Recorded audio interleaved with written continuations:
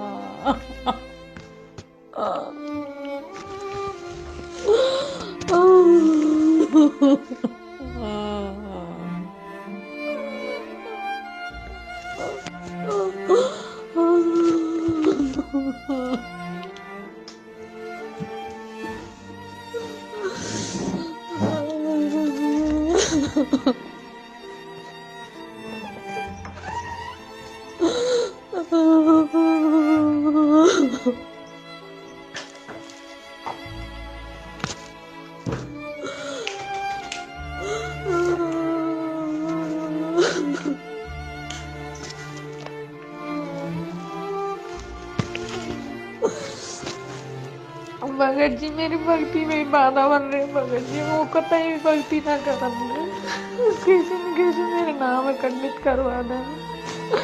मेरे परमात्मा वो भक्ति दान दे, मारने को मुँह करो जन जानते परमात्मा।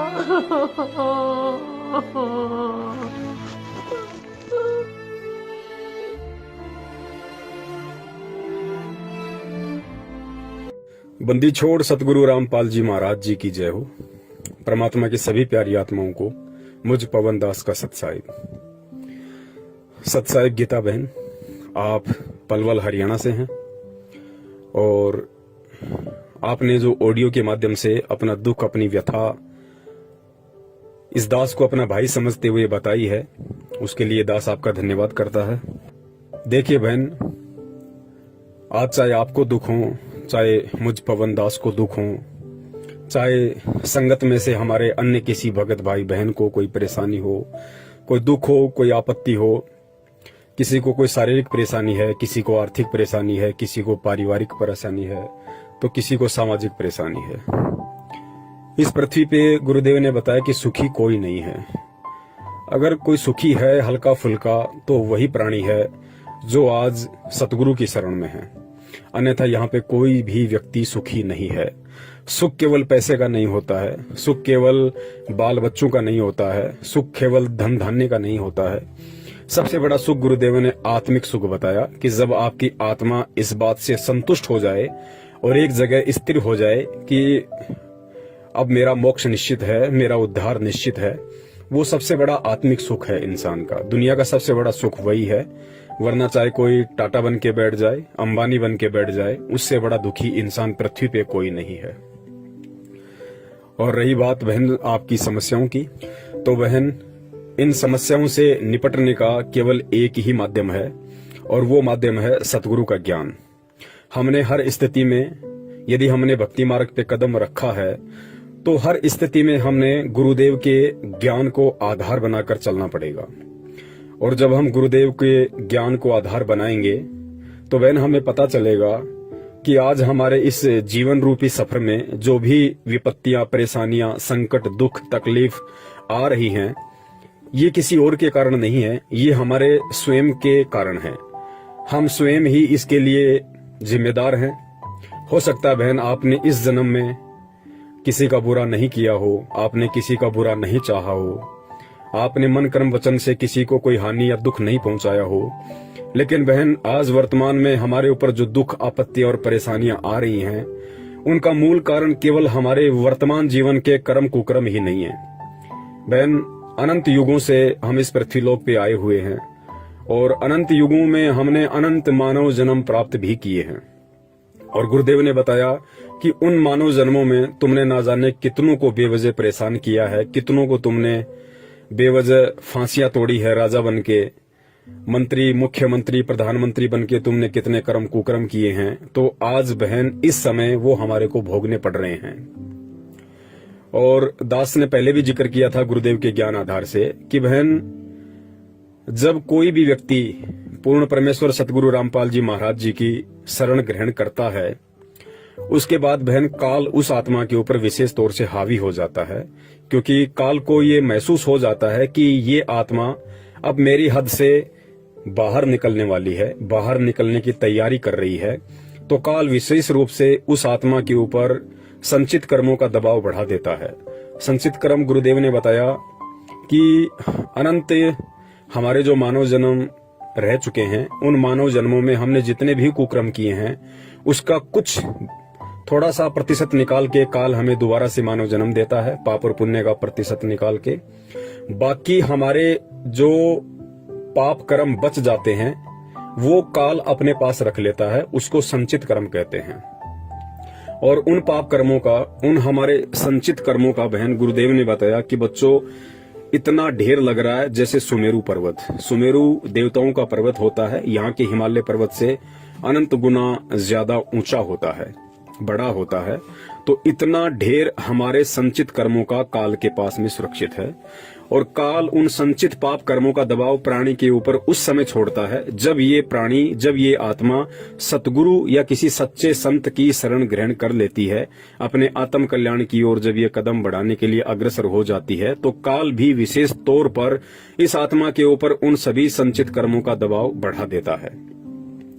तो इन सब बातों को बहन हमने ज्ञान आधार से समझना पड़ेगा, तभी हम ये भक्ति कर पाएंगे और तभी हम इस भक्ति सफर में हमारे ऊपर अपने ही कर्मों के जो कांटे हमें चुभते हैं हम उनसे निपट सकते हैं। अन्यथा हम भक्ति में या भगवान में दोष देख के या अपने आप को कोसते कोसते हम ऐसे ही मर जाएंगे, हम ऐसे ही भक्ति को छोड़ देंगे, इससे कोई फायदा नहीं होगा। और तीसरी बात बहन गुरुदेव ने बताई कि बच्चों यदि तुमने आम का बीज बोया है तो आम का फल भी तुम ही खाओगे, उसका आनंद भी तुम ही भोगोगे। लेकिन जब तक उस आम के बीज से पौधा बनेगा, पौधे से फिर पेड़ बनेगा, फिर उस पेड़ के आम लगेंगे, तब तक तुमने सावधानी भी उसकी पूरी रखनी पड़ेगी, मेहनत भी तुमने पूरी करनी पड़ेगी, आवारा पशुओं से उसकी सुरक्षा करनी पड़ेगी, उसको समय पे पानी देना पड़ेगा, समय पे उसको खाद देना पड़ेगा, तब जाके 5-6 वर्ष के बाद में वो पेड़ बनेगा और उसके आम लगेंगे और उन आम का जो आनंद है वो तुम ही भोगोगे। ठीक इसी प्रकार बहन ये जो पूर्ण परमेश्वर की भक्ति है ये एक आम रूपी बीज है। परमात्मा ने हमें अपनी शरण में लेके भक्ति रूपी बीज हमारे अंतःकरण में डाल दिया है। अब बहन जब तक ये बीज प्रफुल्लित नहीं होता है, जब तक ये पेड़ नहीं बनता है, तब तक जो भी संकट, जो भी परेशानियां, जो भी विपत्तियां आएंगी उनका बहन सामना भी हमने ही करना पड़ेगा, ज्ञान आधार से संघर्ष भी हमने ही करना पड़ेगा। क्योंकि आने वाले समय में आज परमात्मा ने जो आम रूपी भक्ति का पौधा हमारे अंतःकरण में बोया है बहन, उसका आनंद भी हम ही लेंगे। तो इन सब बातों को हमने गुरुदेव के ज्ञान आधार से समझना पड़ेगा। और बहन आज आपको चाहे आपका पति परेशान कर रहा है, देवर परेशान कर रहा है या जेठ परेशान कर रहा है, बहन इस परेशानी का मुख्य कारण हमारे आपसी ऋण संबंध हैं। देवर आपको बेवजह परेशान नहीं कर रहा, अन्य कोई व्यक्ति आपको बेवजह दुखी नहीं कर रहा है। जरूर किसी न किसी युग में, किसी न किसी जन्म में इसी तरह से हमने भी उनको परेशान किया है। रीजन कुछ भी हो सकता है। तो परमेश्वर ने बताया कि वही एक लेवा एक देवा दूतम, कोई किसी का पिता नहीं पूतम, ऋण संबंध जुड़ा एक नाता, अंत समय सब 12 बाटा। तो ये हमारे आपसी ऋण संबंध है बहन। और ये ऋण संबंध आप ये समझ लीजिए कि परमात्मा बहुत हल्के से काट रहा है, बहुत हल्के में करके परमात्मा इन दुखों का निवारण कर रहा है। और हल्के में भी यदि हमें परेशानी आ रही है, हल्के में भी यदि हम ये सोच रहे हैं कि बहुत दुख है, तो बहन कहीं न कहीं हमारे अंदर ही कमी है कि हम परमात्मा के ज्ञान को अभी अच्छे से समझ नहीं पाए हैं। वरना गुरुदेव ने तो स्पष्ट खोल के बोल दिया कि बच्चों नाम सहित बेवतन भला जो दर दर मांगे भीखा, और क्या हुआ छत्र की छाया चाले यो राजपाट धेली का। गुरुदेव ने यहाँ तक बोल दिया कि इस भक्ति मार्ग में आने के बाद, इस परमात्मा की शरण ग्रहण करने के बाद और इस नाम को सुरक्षित रखने के लिए, इस भक्ति पे लगे रहने के लिए, यदि तुमने हाथ में कटोरा लेकर दर दर जाकर भीख भी मांगनी पड़ जाए तो भी शुक्र मनाना कि हमारी भक्ति सुरक्षित है। और चौथी बात बहन, लगभग 1 वर्ष पहले आपने मुझ दास से संपर्क किया था हमारे वीडियो देखकर। आपको सच्चाई समझ में आई क्योंकि आप 2008 से जुड़ी हुई हैं, काफी समय से आप परमात्मा की संगति कर रही हैं। आपको हमारे वीडियो देखकर सच्चाई लगी तो आपने हमारे से संपर्क किया, और संपर्क करने के बाद में काफी आपके अंदर दृढ़ता आई थी, क्योंकि जो सच होता है वो इंसान को मजबूती देता है, इंसान को भक्ति मार्ग पे दृढ़ता देता है। लगभग 3-4 महीने तक आप जी दृढ़ता से भक्ति कर रही थी। काफी लोगों के आपके पास में फोन आ रहे थे। हरियाणा के स्टेट कोऑर्डिनेटर अमन का भी आपके पास फोन आया, संजीव हुड्डा का भी आपके पास फोन आया, आपको धमकाने की उन्होंने कोशिश की, लेकिन आपने ज्ञान आधार से उनका मुकाबला किया और आपने दास को उनकी कॉल रिकॉर्डिंग भेजी। लेकिन बहन अब ऐसा क्या हो गया कि आप अपने ही परिवार वालों से संघर्ष नहीं कर पा रही, जबकि आपने उन बड़े बड़े गुंडों का सामना किया। बहन इसका कारण यह है कि उसके बाद में फिर से आप विचलित हो गई। सच्चाई पूरी समझने के बाद भी आप अपने कोऑर्डिनेटर के दबाव में आई, अपने नामदान केंद्र वालों के दबाव में आई, और आपको जब परमात्मा ने अच्छे से समझवा दिया था कि बहन नाम कभी भी खंड नहीं होता है, नाम परमात्मा का अखंड है। हम रोज नित्य नियम पढ़ते हैं, फिर उसमें आगे जो मंत्र आते हैं हम वो पढ़ते हैं, जिसमें एक जगह आता है कि अचल अभंगी मंत्र। अचल अभंगी का मतलब होता है जो कभी भंग ना हो, जो कभी खंड ना हो। और परमेश्वर की वाणी है कि साहिब का नाम अखंड है और सकल सब खंड। ये सारी सच्चाई आपको पता होने के बाद भी बहन आप फिर से अपने नामदान संचालक के दबाव में आई और आपने अपना नाम शुद्ध करवाया कि मैं अब सत्सेवकों के संपर्क में दोबारा नहीं आऊंगी और मैं अपना नाम शुद्ध करवा के भक्ति करूंगी। उसके बाद से बहन आपके अंदर ऐसा क्या हुआ कि आज आप अपने परिवार वालों का भी सामना नहीं कर पा रही। रीजन ये है कि परमेश्वर की वाणी है कि जानबूझ सांची तज करे झूठे से ने, जाकी संगति है प्रभु सौपन में भी ना दे। बहन पूरी सच्चाई से परिचित होने के बाद भी आपने सत्य का साथ छोड़ा, आपने सत्सेवकों की संगति छोड़ी, तो बहन काल का फिर से आपके ऊपर दबाव बढ़ा, क्योंकि परमात्मा ने अपना पंजा आपके ऊपर से हटाया। और परमात्मा ने अपना पंजा हटाया तो फिर काल के संचित पाप कर्मों का दबाव फिर से आपके ऊपर बढ़ने लगा।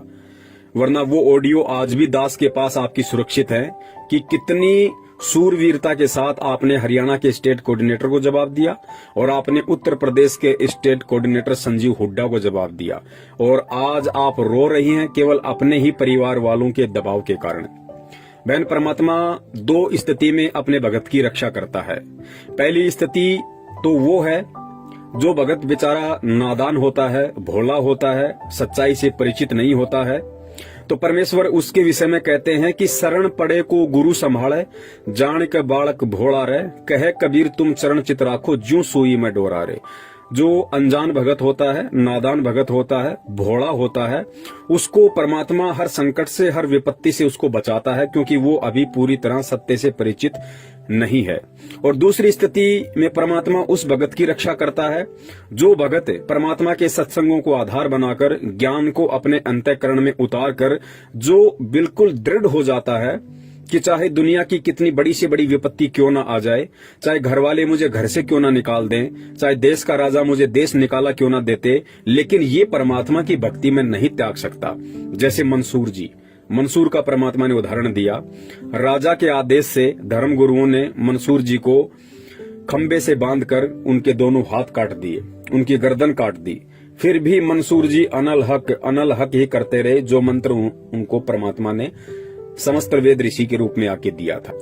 तो जब भगत परमात्मा के ज्ञान से परिचित होकर इतना दृढ़ हो जाता है भक्ति मार्ग पे कि मुझे दुनिया की कोई बड़ी से बड़ी विपत्ति विचलित नहीं कर सकती, क्योंकि सतगुरु का पंजा मेरे शीश पे है, उसके बाद परमात्मा साईं की तरह उस भगत के साथ में रहता है और उस भगत को परमात्मा हर विपरीत परिस्थिति से, हर दुख से, हर संकट से उबार लेता है।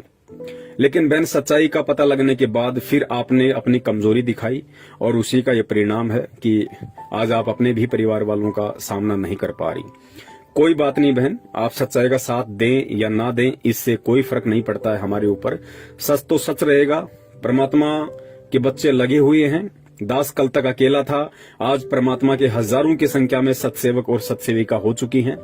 परमेश्वर का जो सत्य ज्ञान प्रचार है वो दिन दोगुना रात चौगुना रफ्तार से बढ़ रहा है।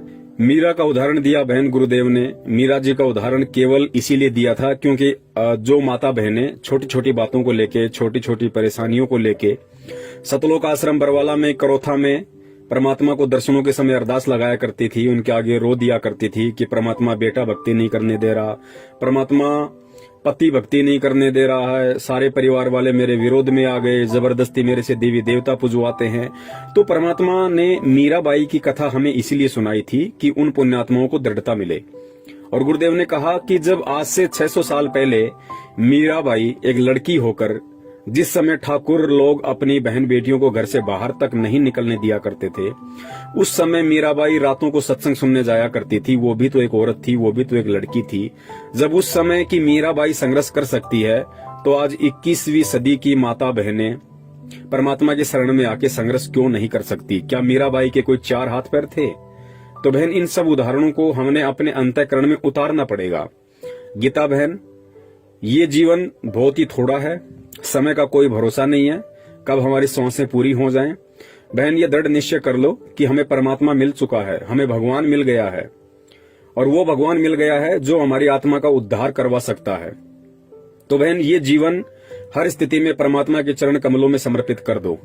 दुख परेशानियां किस पे नहीं आती। खुद गुरुदेव ने दुख सहन करके, दुख उठा के इस भक्ति मार्ग को उठाया है। और आज खुद परमात्मा के अपने, जिस प्रकार आपके देवर जेठ आपको परेशान कर रहे हैं, आपके ऊपर दबाव डालते हैं, ठीक उसी प्रकार खुद उस बंदी छोड़ के जो सांसारिक इस काल लोक में जो बच्चे हैं, बच्चियां हैं, उनके रिश्तेदार हैं, उनके भाई बंधु हैं, उन्होंने बहन कितनी घाल घाल रखी उनके साथ में। कितने दुखी थे परमात्मा सतलोक आश्रम बरवाला में कि इन नादानों को इतना ज्ञान देने के बाद भी ये मुझे समझ नहीं रहे, ये मुझे पहचान नहीं पा रहे और इस भक्ति को मजाक में ले रहे हैं। मेरी शरण में आके ज्ञान को अच्छे से ग्रहण ना करके और केवल दान के ऊपर अपनी मौज मस्तियां कर रहे हैं। मुझे केवल एक एटीएम मशीन समझ रखा है, मुझे केवल एक चलता फिरता बैंक समझ रखा है कि जब तक हमारे पिताजी जिंदा हैं या जब तक हमारे ताऊजी जिंदा हैं, या महेंद्र जी ने सोचा कि जब तक मेरा भाई जिंदा है, सत्संग कर रहा है, संगत जुड़ रही है, तब तक पैसा आ रहा है, और पैसा आ रहा है तो हमारी मौज मस्तियां हो रही हैं, हम लोगों ने अच्छी खासी प्रॉपर्टियां बना ली हैं। तो बहन इस तरीके से देखो किस कदर उन लोगों ने भी तो परमात्मा को दुखी किया। परमात्मा को उन्होंने वैसे कोई शारीरिक कोई प्रताड़ना नहीं दी, लेकिन परमात्मा को उन्होंने शाब्दिक दुख दिए। परमात्मा को उन्होंने इस प्रकार के दुख दिए कि इतना ज्ञान देने के बाद भी जब कोई परमात्मा के ज्ञान को अच्छे से स्वीकार नहीं करता है और दृढ़ होकर उस ज्ञान पे नहीं चलता है तो परमात्मा दुखी होता है कि देखो इन नादानों को मैंने इतना ज्ञान दिया, उसके बाद भी ये मेरे ज्ञान को आधार नहीं बना पा रहे। जिस प्रकार एक बाप अपने बच्चे को 18-20 साल तक उसको पढ़ाता है, उसकी परवरिश करता है, उसकी हर इच्छाओं की पूर्ति करता है, उसके बाद भी वो बच्चा अपने गलत दोस्तों की संगति में पड़ के शराब पीने लग जाता है या अन्य कोई कुकर्म करने लग जाता है, माता बहनों पे गलत कुदृष्टि डालने लग जाता है, और जब पिता के सामने वो बातें आती हैं तो वो पिता कितना दुखी होता है। ठीक यही स्थिति भक्ति मार्ग में सदगुरु रामपाल जी महाराज जी की थी कि इतना ज्ञान देने के बाद में, आत्म कल्याण का मार्ग अपनाने के बाद भी इन जीवात्माओं को अभी तक इतना भी समझ में नहीं आया कि मैं यहाँ पे क्यों आया हूँ और मैं कौन हूँ। तो परमात्मा दुखी होता है बहन, और आज 90% संगत उस परमात्मा को दुखी कर रही है, उस परमात्मा को परेशान कर रही है। सतलोक आश्रम मैनेजमेंट हरियाणा के पीछे अंधी होकर लगकर, उनके मनवश आदेशों की पालना करके, घटिया राजनीति करके, आरक्षणबाजियां करके। तो बहन हमने हर स्थिति में परमात्मा के ज्ञान को आधार बनाना पड़ेगा। और परमात्मा ने जो कथाएं हमारे को मंसूर जी, मीराबाई की सुनाई है बहन, वो मनोरंजन के लिए नहीं सुनाई थी। आज आपके ऊपर जो दुख आ रहे हैं, आपत्ति आ रही है, या कल को मेरे ऊपर आएंगे या आ चुके हैं या किसी और पे आएंगे, उस समय उन लोगों ने परमात्मा के उन सत्संगों को आधार बनाना पड़ेगा, उन कथाओं को अपने अंतःकरण में उतारना पड़ेगा। खाली सुनने से बात नहीं बनेगी कि जब मीराबाई संघर्ष करती तो हम क्यों नहीं कर सकते। और जब भगत संघर्ष करने के लिए तैयार हो जाता है तो बहन फिर परमात्मा पीठ पीछे खड़ा है। परमात्मा दूर नहीं है, खुद मालिक की वाणी है, जय तू चाले एक कदम मैं चालू कदम 60, कि हे पुण्यात्मा तू इस भक्ति मार्ग पे दृढ़ता के साथ संघर्ष करते हुए तू एक कदम रख के तो देख, मैं तेरे से 60 कदम आगे चलूंगा तेरे संकटों का निवारण करने के लिए। जय तू चाले एक कदम मैं चालू कदम 60, और जय तू हो जा काठ का मैं हो जाऊं लोहे की लाठ। काठ होती है लकड़ी और लोहे की लाठ होती है लोहा। परमात्मा कहते हैं यदि तू लकड़ी के जितना भी मजबूत हो जाएगा तो मैं लोहे की तरह मजबूत होकर तेरे पीछे खड़ा रहूंगा। तो बहन संघर्ष आपने स्वयं करना पड़ेगा और परमात्मा के ज्ञान को आधार बना के करना पड़ेगा। और इसके अलावा बहन जरूरी नहीं कि आप अपने घर पे मोबाइल में जोर जोर से चला के आरती करो या आप लोग बोल बोल के मंत्र करो जिससे आपके परिवार वालों को दिक्कत हो, परेशानी हो। जरूरी नहीं कि आप अपने घर में दीपक जलाओ, ज्योति जलाओ यदि आपके परिवार वालों को उससे परेशानी है तो। बहन ये परमात्मा की जो भक्ति है ये बहुत ही सहज है और इस भक्ति मार्ग में परमात्मा सबसे पहले भाव देखता है, भाव के बाद में परमात्मा बाहर की क्रिया देखता है। यदि आपके ऊपर ऐसी कोई विशेष विपत्तियां हैं, ऐसी विशेष परिस्थितियां यदि आपके साथ में है कि जब आप आरती करती हो, मंत्र करती हो, सत्संग सुनती हो घर में, तो आपके परिवार वालों को आपत्ति है, ऑब्जेक्शन है, तो बहन परमात्मा ने बताया कि आप ऊंची आवाज में सत्संग मत सुनिए, आप ऊंची आवाज में मंत्र मत कीजिए, आप ऊंची आवाज में सत्संग मत सुनिए। आपको सत्संग सुनने हैं, आप रात को सोती हो, रात को तो परिवार वाले परेशान नहीं करेंगे, आप अपने कान में मोबाइल के माध्यम से लीड लगाकर आधी घंटा परमात्मा का सत्संग सुन लो, 1 घंटा परमात्मा का सत्संग सुन लो। परिवार का कोई सदस्य नहीं है उस समय आप अपने मोबाइल में सत्संग सुन सकती हैं। मंत्र जाप कोई जरूरी नहीं कि हम इसको बैठ के करें या लोगों को सुना के करें। मंत्र जाप हम मन ही मन में कर सकते हैं, किसी को मालूम भी नहीं पड़ेगा कि ये मंत्र कर रही है या किसी और का चिंतन कर रही है। तो बहन ये बहुत सारी विधियां हैं। रही बात आरती की, तो बहन जी आरती भी हम किसी भी प्रकार से हम कर सकते हैं। हम उठते बैठते खाते पीते कैसे भी रात को सोते हुए यदि ऐसी समस्या है तो हम कैसे भी परमात्मा की आरती कर सकते हैं। इसमें कोई एक जगह कोई पद्मासन लगा के बैठने की आवश्यकता नहीं है। यदि आपके घर वालों को आपके दीपक लगाने से, परमात्मा की ज्योत बत्ती लगाने से आपत्ति है तो बहन जी मत लगाइए। आप अपने अंतःकरण में परमात्मा का दीपक जलाइए, परमात्मा की ज्योति जलाइए। और अंतःकरण में परमात्मा का दीपक और ज्योति जलाने का मतलब है कि हम परमात्मा की शरण में बने रहें, हम परमात्मा को अपना परमेश्वर मानते रहें, हम उनको अपना पति परमेश्वर के रूप में स्वीकार किए रहें। यही सबसे बड़ी ज्योति अपने हृदय में उस परमात्मा के प्रति है। तो ये बहुत सहज भक्ति मार्ग है, किसी को मालूम ही नहीं पड़ेगा कि आप भक्ति कर रही हो या नहीं कर रही हो। इसके अलावा यदि आपको देवी देवताओं की पूजा पाठ के लिए या अन्य किसी धार्मिक अनुष्ठान वगैरह में शामिल होने के लिए दबाव डालते हैं तो बहन फिर ये आपके अपने व्यक्तिगत विचार होंगे, ये आपके अपने ज्ञान आधार को समझ के आप कितना संघर्ष कर पाओगी, कितना नहीं कर पाओगी, ये उसके ऊपर डिपेंड करता है, निर्भर करता है। मजबूरी में चाहे आपको कोई जहर पिला दे बहन, उसका दोष आपके ऊपर नहीं है। यदि आपकी इच्छा बिल्कुल भी किसी धार्मिक अनुष्ठान में शामिल होने की नहीं है, यदि आपकी इच्छा बिल्कुल भी किसी देवी देवताओं को प्रणाम या धोख लगाने की नहीं है और जबरदस्ती यदि आपसे ऐसा कोई करवाता है तो बहन वो दोष आपको फिर नहीं है, क्योंकि आपके अंदर वो इच्छा नहीं है। और परमात्मा अंतर्यामी है, परमात्मा हर स्थिति से वाकिफ है, वो जान रहा है, पहचान रहा है कि मेरे बच्चे के हृदय में क्या है।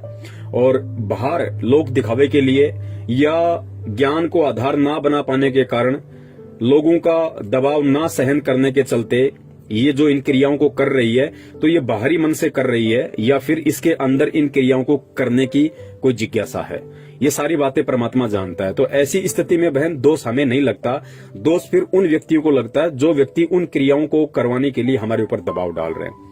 तो बहन आराम से भक्ति आप कर सकती हो, ऐसी कोई बात नहीं है। चाहे आपका जेठ आपको परेशान करे, आपका देवर परेशान करे, आपका पति परेशान करे, आप हर स्थिति में परमात्मा की भक्ति को कर सकती हैं। जरूरी नहीं है कि हम उनके सामने भक्ति करें, हम भक्ति का दिखावा करें, हम अपने मन ही मन में भक्ति कर सकते हैं। हम बहुत ही आसानी से इस भक्ति को कर सकते हैं जो विधियां परमात्मा ने हमें बताई है। और बहन संघर्ष तो हमें करना पड़ेगा। बहन अगर इस जीवन में कर गए तो बहुत अच्छी बात है, वरना बहन सतलोक जाने का रास्ता केवल यही है।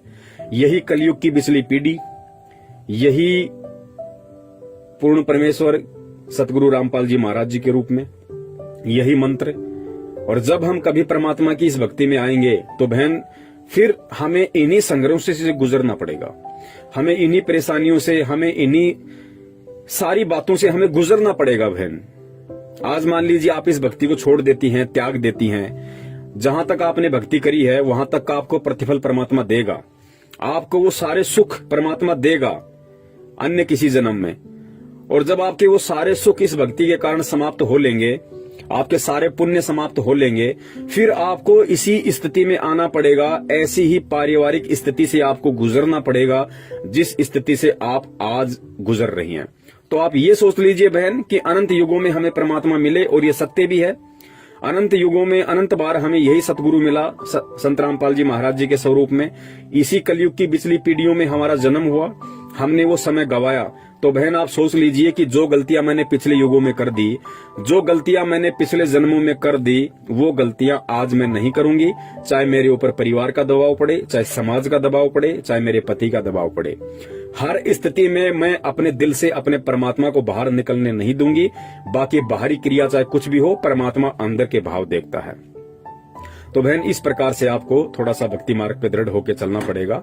और आप कह रही हैं कि हे गुरुदेव आप जल्दी आओ, अपने बच्चों को संभालो। बहन ऐसा नहीं होता है इस भक्ति में। कल को जब गुरुजी आ जाएंगे और तो फिर क्या आपका देवर आपको परेशान नहीं करेगा? फिर क्या आपको अन्य किसी प्रकार की आपत्तियां नहीं आएंगी? गुरुजी तो 2014 में बहन जेल में गए हैं, उससे पहले भी तो परमात्मा यहीं थे, बाहर थे, सत्संग कर रहे थे, सब कुछ कर रहे थे। परेशानियां तो उस समय भी भगत भाई बहनों को आ रही थी। बहन जी इन परेशानियों से परमात्मा के ज्ञान को आधार बना के और परमात्मा को अपने निकट समझ के कि बंदी छोड़ मेरी पीठ के पीछे खड़ा हुआ है, परमात्मा सब कुछ देख रहा है, लेकिन ये दुख मेरे ही कर्मों के हैं, ये दुख मेरे ही उन संचित पाप कर्मों के दबाव के हैं, तो ये भोगने भी मुझे ही पड़ेंगे।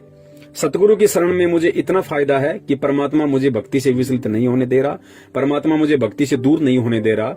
और ये संचित कर्म तो इतने प्रबल थे कि ना मैं भक्ति कर सकती थी, ना मैं इस जीवन में अच्छे तरीके से अपना गुजर बसर कर सकती थी। लेकिन परमात्मा की शरण में आने के बाद कम से कम मुझे इतना तो बेनिफिट हो गया कि परमात्मा मेरे उन संचित कर्मों को हल्का किए दे रहा है, जिस कारण से आज मैं थोड़ी बहुत परमात्मा की भक्ति पे लगी हुई हूँ, परमात्मा में मेरी आस्था बनी हुई है। तो इन सभी चीजों को हमने गुरुदेव के ज्ञान को आधार बना के बहन सोचना पड़ेगा, समझना पड़ेगा। और ये ज्यादा लंबा जीवन नहीं है बहन, 40 साल के आसपास हमारी उम्र हो चुकी है। हो सकता है हम 20 साल जिए, 25 साल जिए, ज्यादा की हमें उम्मीद भी नहीं करनी। और बहन जब हम इतना जीवन जी चुके हैं, संघर्ष तो आज से पहले भी हमने किए हैं, दुख आपत्तियां तो आज से पहले भी आई हैं, भले वो किसी और तरह की आई हो। तो बहन ये 15-20 साल का जीवन है, आंख बंद करके हम परमात्मा के चरणों में अपने आप को समर्पित कर दें कि परमात्मा देखा जाएगा, जो होगा सो होगा। आज अगर जेठ और देवर के दबाव में आके आपकी भक्ति को छोड़ती हूं, तो परमात्मा कल को पता नहीं है काल कैसे कैसे देवर और जेठ बैठा देगा, जो मुझे आपका नाम तक सुनना भी मतलब नसीब नहीं होगा। तो संघर्ष कर लो बहन, और संघर्ष परमात्मा के ज्ञान से होगा, परमात्मा से प्रार्थना करते रहने से होगा। आप जी बंदी छोड़ से प्रार्थना करते रहिए कि हे परमपिता परमेश्वर, मेरा जीवन आप जी के चरण कमलों में समर्पित है। परमात्मा चाहे आप इस दासी को सुख में रखो चाहे दुखों में रखो परमात्मा, लेकिन इतनी दया बनाए रखना कि मुझे अपने चरण कमलों से दूर ना करना। फिर परमात्मा बहन संभाल लेता है। आपका जेठ आपका देवर वो भी परमात्मा के बच्चे हैं, काल की भांग अधिक है, ये एक बात अलग है। परमात्मा कब उनकी बुद्धि फेर दे, कब उनको सद्बुद्धि दे दे, ये परमात्मा के बाएं हाथ का खेल है। जब परमेश्वर काल की बुद्धि फेर सकता है तो बहन ये देवर और जेठ कौन से खेत की मूली हैं। लेकिन ज्ञान देकर परमात्मा अपने भक्तों की भी परीक्षा लेता है। और बहन बहुत सारी बातें हैं इस भक्ति मार्ग में, ऑडियो बहुत लंबा हो जाएगा। और परमात्मा कहते हैं कि समझदार को संकेत ही काफी होता है। वैसे भी आप 2008 से जुड़ी हुई है, दास तो 2013 में परमात्मा से जुड़ा था। आपको तो मुझ दास से कहीं ज्यादा ज्ञान है परमात्मा का। आप जी स्वयं भी समझ सकती हैं कि ये सौदा फिर ना ही रे संतो, ये सौदा फिर ना ही। अनंत युगों के बाद हमारा यह दाव लगा है बहन, थोड़ा बहुत कष्ट दुख परेशानियां सहन भी करनी पड़ जाएं तो परमात्मा कहते हैं सुख के माथे पत्थर पड़ो जो नाम हृदय से जाए, और बलिहारी उस दुख पे जो पल पल नाम रटाव। ये आपकी परीक्षा है बहन, 2008 से आप जुड़ी हुई हैं। इतने दिनों के बाद बहन जी परमात्मा परीक्षा ले ही लेता है। जब यहाँ पे हम बच्चे को स्कूल में भेजते हैं और हर साल टीचर 2-2 बार हमारी परीक्षा लेते हैं, बच्चों की परीक्षा लेते हैं, तो परमात्मा तो बहन आज 14-15 साल के बाद आपकी परीक्षा ले रहा है। बहन इस परीक्षा में हमें फेल नहीं होना है। परमात्मा पीछे खड़ा हुआ है, परमात्मा हमारे साथ में है। अपने हाथों से परमात्मा ने हमें उठाया हुआ है, बस हमने थोड़ा ज्ञान को आधार बना के हिम्मत रखनी पड़ेगी। जेठ देवर कुछ भी कहें, कुछ कितना भी बोलें, हमें उन सभी चीजों को सहन करना है, क्योंकि परमात्मा ने कहा कि भगत का लक्षण है सहन करना। और परमात्मा ने बहन हमें भक्ति मार्ग के सूरमाओं की उपाधि दी है कि बच्चों, सूरमा वो नहीं होता जो किसी का बक्कल उतार दे, सूरमा वो होता है जो सहन करे।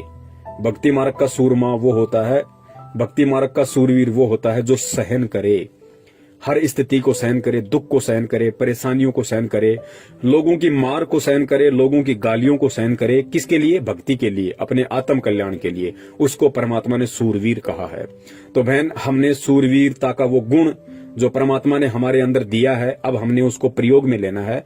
और हमने ये जो परेशानियां हैं बहन, ये लंबे समय के लिए नहीं है, ये कुछ समय के लिए है। आपके परिवार वाले भी परमात्मा की शरण में आएंगे जब उनका समय आ जाएगा, लेकिन वो नादान है, नहीं समझ पा रहे। तब तक हमने नीची गर्दन करके हर किसी की वाणी को, हर किसी की मार को हमने सहन करना है और बंदी छोड़ के नाम पे बहन लगे रहना है। भगत कभी किसी के प्रति उल्टा हाथ नहीं करता है, भगत किसी को उल्टी जुबान से नहीं बोलता है।